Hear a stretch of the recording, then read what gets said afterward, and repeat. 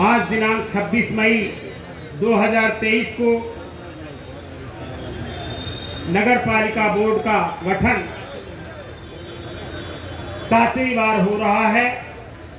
इसके साथ ही साथ मैं महाराजगंज में जितनी भी जनता हमारी यहाँ पे आई है सबको बहुत बहुत धन्यवाद देना चाहती हूँ कि आप लोगों ने मुझे यहाँ पे लाके खड़ा कर दिया है। इसके लिए मैं आप सबकी हमेशा आभारी रहूंगी। आप सबने मुझे यहाँ का एमडी बना दिया है और आपका जो भी मैंने वादा किया है उसे मैं पूरा करने की पूरी कोशिश करूंगी। आपको कभी भी निराश नहीं करूंगी और मैं चाहूंगी कि आप सब लोगों का सहयोग हमारे साथ हमेशा बना रहे।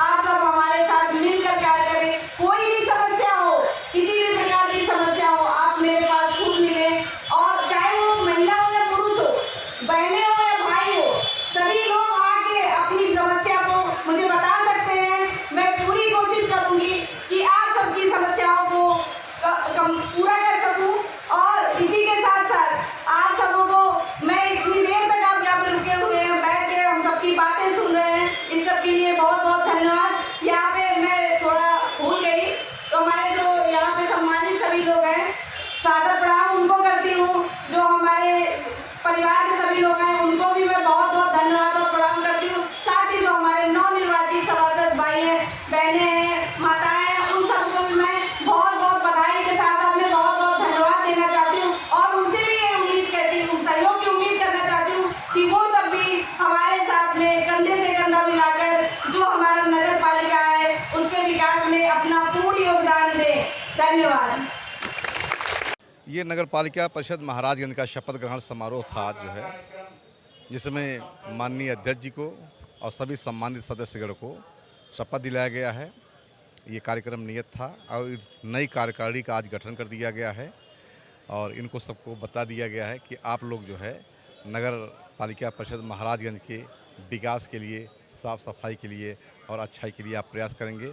मैंने बहुत पहले एक पढ़ा था एडवर्ड वाइडनर को कि उसने कहा था कि राजनीति हो या प्रशासन, उसको हमेशा विकास परक होना चाहिए, कर्तव्य परक होना चाहिए और लक्ष्य परक होना चाहिए। मैंने यही इनको जो है मूल मंत्र दिया विकास के लिए।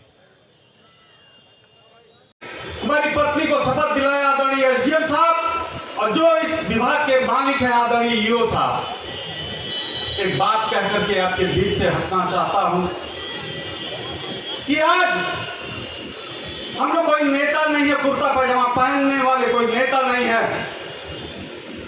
हम लोग भी पढ़े लिखे थे, साइंस साइड से बीएससी किया हमने और जब मानव काशीराम साहब आए तो उन्होंने एक नारा दिया कि सामाजिक परिवर्तन एवं आर्थिक मुक्ति आंदोलन। सामाजिक परिवर्तन इस मंच पे दिखाई दे रहा है लेकिन आर्थिक मुक्ति आंदोलन नहीं दिखाई दे रहा है। उसी विचारधारा को लेकर के हम लोग सामाजिक प्रक्रिया में कूद पड़े और ले दे करके हमारे पिछले नेता ने 3 बार हमें चुनाव लड़ाया। फिर हमारे जिस पार्टी को हमने ज्वाइन किया उससे टिकट न मिलकर के हम निर्दल चुनाव लड़े, जिसमें हार्ट अटैक भी हो गया था साथियों। लेकिन धन्यवाद देना चाहते हैं पुष्पलता जी को जो हमारी पत्नी है कि गली गली कूचे में जा करके उन्होंने हमारे लिए अपने आंचल को फैला करके वोट मांगा और उत्तर प्रदेश में सबसे ज्यादा निर्दल प्रत्याशी को टिकट वोट मिला है तो दिनेश मंगल को मिला है। इसीलिए अब की हमने अपने कर्जे को उतारना चाहा और जो 4 चेयर में इस विधानसभा का प्रत्याशी रहा, हमने भी कहा कि आप पुष्पलता जी को जिताइए, सब जिम्मेदारी मेरी है, आपके सुरक्षा, सम्मान और विकास की जिम्मेदारी मेरी है। हम ज्यादा भाषण नहीं खींचना चाहते। सुरक्षा, सम्मान और विकास, उसी में पूरा जीवन आ जाएगा साथियों। और जो सामाजिक परिवर्तन एवं आर्थिक मुक्ति आंदोलन एक छोटा सा नारा लगता होगा, लेकिन उसको पूरा करने के लिए हमारे जैसे लोग, महापुरुषों जैसे लोग जिंदगी बिता देंगे, लेकिन पूरा संभवतः हो पाए या नहीं हो पाए। क्योंकि एक घटना हमें याद आती है, छत्रपति साहू जी महाराज ने बाबा साहब भीमराव अम्बेडकर को लंदन पढ़ने के लिए भेजा और अपना खजाना खाली कर दिया। हम छत्रपति साहू जी महाराज को धन्यवाद देना चाहते हैं और इसी तरह महाराजगंज इस नगर पालिका में भी हुआ है। एक पटेल का बेटा सरवण पटेल ने भी एक दलित के बेटे को, दलित की बिटिया को, दलित की बहू को के यहाँ चेयरमैन बनाने का काम किया है। साथियों, पता नहीं कैसे यहाँ पर हम तो सरवन पटेल जी से कभी कभी ये कहते हैं कि पटेल समाज पता नहीं कैसे बीजेपी में रह गया। अगर जो बाबा साहब भीमराव अम्बेडकर के दिए हुए संविधान को और छत्रपति साहू जी महाराज की जीवनी को बढ़ा दिया जाए तो यहाँ का एक भी कुर्मी, एक भी पटेल भारतीय जनता पार्टी का नहीं रहेगा, वो सरवन पटेल जी के पीछे चलना शुरू कर देगा। हम साथियों, फिर कभी मौका मिलेगा अपने जीवन के बारे में एक बात और बताना चाहता हूँ। मेरी इसी उम्र में 40 साल की राजनीति हो गई। 20 साल में गोरखपुर राजनीति कर रहा था। बहुजन समाज पार्टी का मैं 13 साल लगातार जिला अध्यक्ष, 95 की गवर्नमेंट, 97 की गवर्नमेंट, 2002 की गवर्नमेंट हमने चलाई थी और उस पर खुश होकर के बहन मावती जी ने हमको महाराजगंज भेजा था। और जब महाराजगंज भेजा था तो यहाँ बहुजन समाज पार्टी का प्रत्याशी केवल 18,000 वोट मिला था। बहन जी ने हमसे यह भी पूछा कि निर्मल तुमको हम भेज रहे हैं लेकिन वहां पर जीतोगे कैसे। हमने थोड़ा सा उतावले हो गए, थोड़ा सा हमें घमंड भी आया कि हम लोग संगठन में काम करते हैं। हमने बहन मावती जी से कहा कि हम लोग संगठन के नेता हैं, संगठन वहां बना करके हम लोग जीतने का काम करेंगे। तो कहा बहन जी ने कि जाइए आप वहां लड़िए। जब मैं 2005 में आया, यहाँ बहुजन समाज के लोगों के बीच में घूमने का काम किया। यहाँ ब्राह्मण समाज के यहाँ बैठा, यहाँ कुर्मी पटेल के समाज में बैठा, बैकवर्ड समाज में बैठा और दलित समाज में भी बैठ करके सबको इकट्ठा किया। तब जाकर के आपका भाई 889 वोट से खाली रह गया था। इसका भी धन्यवाद हम आपको देना चाहते हैं। दूसरी बार भी आप लोगों ने बहुत मेहनत किया लेकिन मेहनत कारगर नहीं आई। दूसरे बार भी दूसरे पर रह करके रह गए, तीसरे बार भी दूसरे पर रह करके रह गए और जब निर्दल में लड़ा तब भी दूसरे पर रह करके रह गए।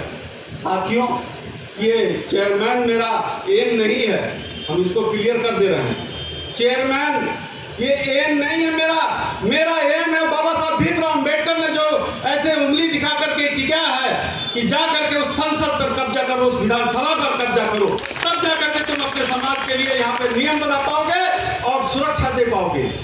उसी बाबा साहब भीमराव अम्बेडकर के दिए हुए संविधान पर हम लोग चलना चाहते हैं। और साथियों, ये मेरा एम नहीं था कि मैं चेयरमैन लड़ूं। और आपको ये उदाहरण के तौर पर, जब माननीय राम जगत जी इस समय इस दुनिया में नहीं है, जब लड़ रहे थे तब भी अनुसूचित था। दूसरी बार चंद्रजीत जी जब जीते थे तब भी अनुसूचित था। मेरा नाम कहीं नहीं आया होगा।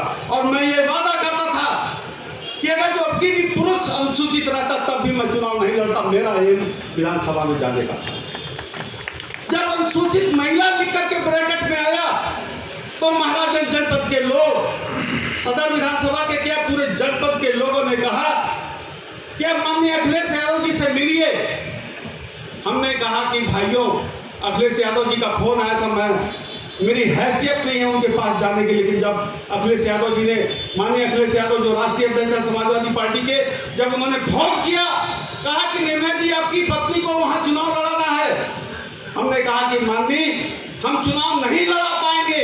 हम 4 चुनाव लड़ करके यहाँ पर हार करके बैठे हैं। हमारी कमर टूट गई, हम गरीब हो गए हैं, हमारा आर्थिक स्तर नीचे हो गया है। हम तो धन्यवाद देना चाहते हैं अपने परिवार के लोगों को, नाम नहीं लेंगे, लेकिन सभी परिवार के लोगों ने 40 साल मेरा खर्चा उठाया है, चाहे वो ससुराल पक्ष का हो चाहे मेरे घर के पक्ष का हो।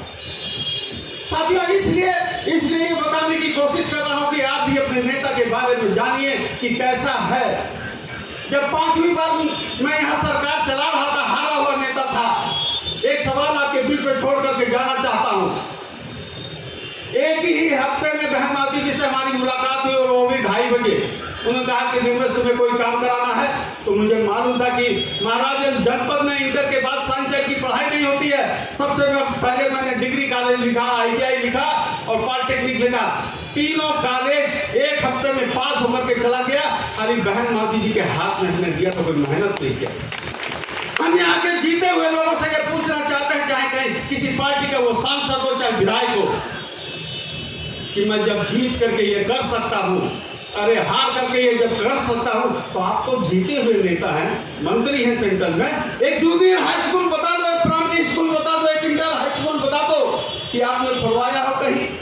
महापुरुषों ने कहा था कि जिस क्षेत्र का विकास करना है, कुछ मत करो, उस गांव में प्राइमरी स्कूल खोल दो, अपने आप विकास हो जाएगा। इन्हीं बातों के साथ हम अपनी पत्नी को धन्यवाद देना चाहते हैं इस मंच के माध्यम से, क्योंकि आज राजनीति में अगर जो मैं बढ़ा हूँ तो पत्नी का बहुत बड़ा हाथ है। क्योंकि बहुजन समाज पार्टी में हम लोग 6 बजे घर से निकलते थे और रात के 12 बजे आते थे। कभी कभी तो हम लोग के जो बड़े नेता थे, कभी कभी हम लोग बिना मुंह धोए और बिना फ्रेश हुए गाड़ी में बैठना पड़ता था। हम धन्यवाद देना चाहते हैं यहाँ की जनता को कि जिसने हमारी बातों को सुना, और आभार भी व्यक्त करना चाहते हैं कि मुझको अपने आंखों में रखा है। 4 बार रह गया मैं। हम तो पुष्पलता जी से भी ये निवेदन करना चाहते हैं, नगर पालिका को सही तरीके से चलाएं, वहाँ पर विकास करें, भ्रष्टाचार की एकदम जड़ें खत्म कर दें, जिससे निर्वेश मंगल आने वाले दिनों में उस विधानसभा पर कब्जा कर सकें। धन्यवाद। जय भीम, जय